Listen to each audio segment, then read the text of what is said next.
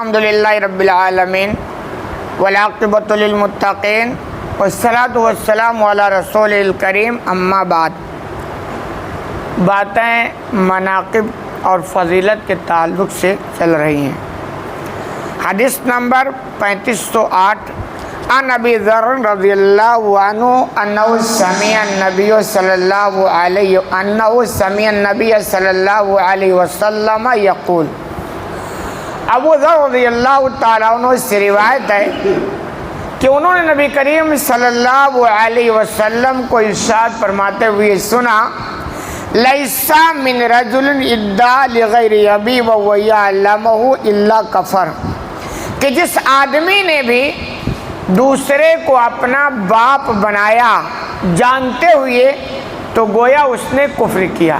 یہ بہت اہم بات ہے کہ جو آدمی یہ کہے میرا باپ یہ نہیں، یعنی اپنے باپ کا تو انکار کر دے، اور دوسرے کے بارے میں کہے وہ میرا باپ ہے، تو اس نے کفر کیا۔ اہل علم نے لکھا ہے کہ کفر کا مطلب یہاں اس نے ناشکری کی ہے، کیونکہ باپ کے احسانات اولاد پر بہت زبردست ہوتے ہیں، اور اگر کوئی اپنے باپ کو چھوڑ کر دوسرے باپ کو باپ بناتا ہے، اس کا مطلب اس بندے کے اندر احسان فراموشی کے جراثیم زبردست ہے۔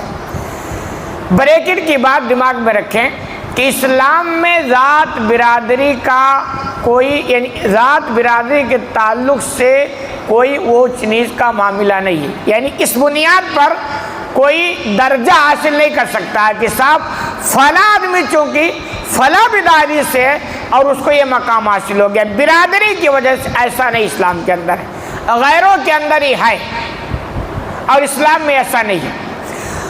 ساتھ یہ بھی آپ دیکھیں برادری کے ساتھ اسلام میں کام کو بھی جوڑ کے نہیں رکھا ہے، غیروں کے یہاں ہے کہ بھی فلاں برادری ہو تو تمہارا کام فلاں ہے، فلاں برادری سے تعلق ہو ہے تمہارا تو تم فلاں کام کر سکتے ہو۔ اسلام میں ایسا نہیں، اسلام میں بس دو چیز، حلال و حرام، یہ حلال ہے تو کرنا ہے اور یہ حرام ہے تو کرنا نہیں، یہ بات ہے۔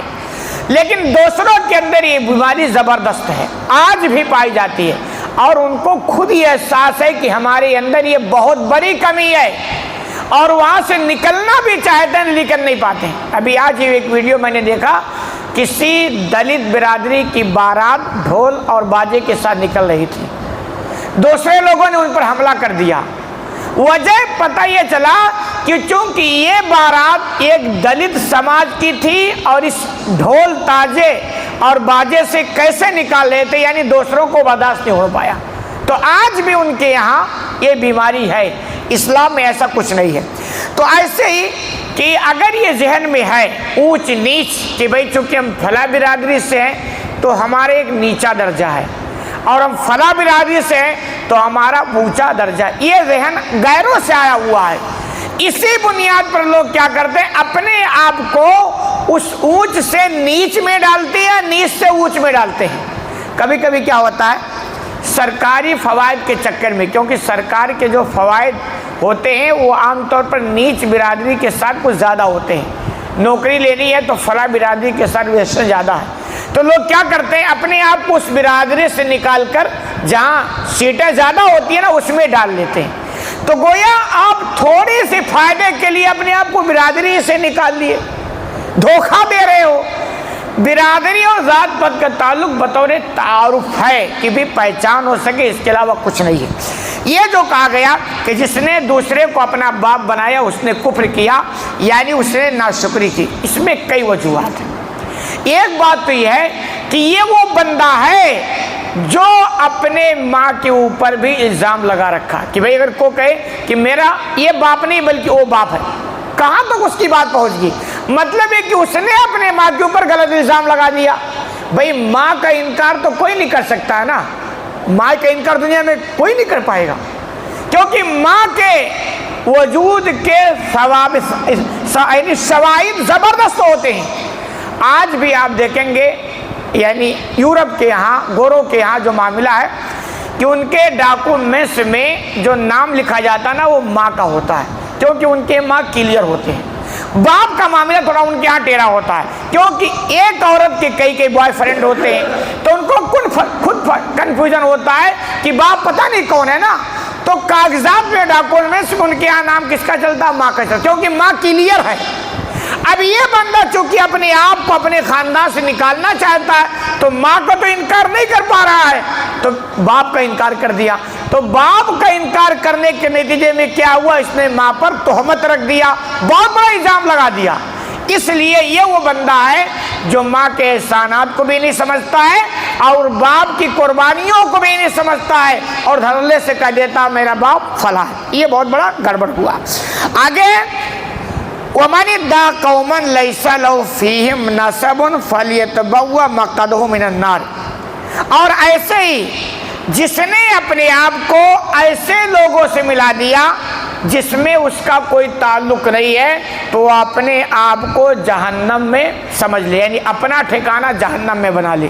یعنی یہ کہ اپنے آپ کو اس خاندان، اس برادری سے توڑ لے اور کہے نہیں میں اس خاندان کا نہیں ہوں، اس برادری کا نہیں ہوں، میں فلاں برادری کا ہوں۔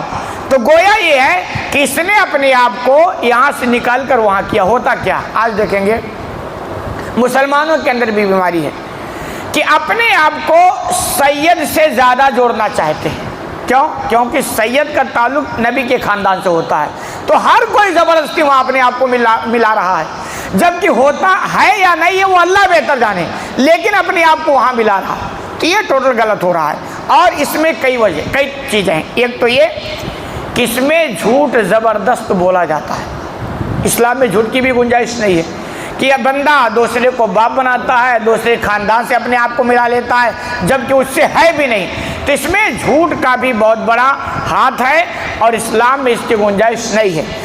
تیسری چیز یہ کہ یہ بندہ اللہ کے فیصلے پہ راضی بھی نہیں ہوتا ہے۔ ایمان کا حصہ ہے کہ اللہ کے فیصلے پہ راضی رہو۔ اللہ نے جو آپ کو باپ دے دیا تو اب آپ اسی باپ پر اکتفا کرو اور راضی رہو۔ آپ جانتے ہو کہ یہی میرا باپ ہے، پھر بھی کہتے یہ میرا باپ نہیں ہے فلاں ہے، اس کا مطلب آپ اللہ کے اس فیصلے پہ راضی نہیں ہو۔ اللہ نے جو آپ کو باپ دیا تھا آپ کہتے نہیں اللہ آپ نے گڑبڑ دے دیا، ہم کو یہ باپ نہیں چاہیے، تو آپ نے اللہ کے فیصلے پر کیا کر دیا؟ نکیر کر دیا۔ دوسری چیز یہ ہے کہ اسی طرح اگر کوئی اپنے کو اس خاندان سے نکال کر اس میں ملا تھا تو اس میں بھی ایمان ملا کہ اللہ نے آپ کو تو فلاں خاندان میں پیدا کیا ہے اور آپ یہاں سے نکال کر دوسرے خاندان میں لے جا رہے ہو، اس کا مطلب یہ کہ آپ اللہ کے اس فیصلے پہ راضی نہیں ہو، اور بزبان حال یہ کہہ رہے ہوتے اللہ تو نے ہم کو کہاں لا کے پیدا کر دیا، ہم تو اس میں رہنا ہی نہیں چاہتے۔ تو گویا رضا بالقضا جو ہے کہ اللہ کے فیصلے پہ راضی ہونا یہ ایمان کا حصہ ہے، لہذا اس میں جھوٹ کا بھی بہت بڑا دخل ہوتا ہے، اسلام میں اس کی بھی گنجائش نہیں، اور اللہ کے فیصلے پہ راضی ہونا جو ایمان کا حصہ ہے اس میں بھی گڑبڑی پیدا ہو جاتی ہے۔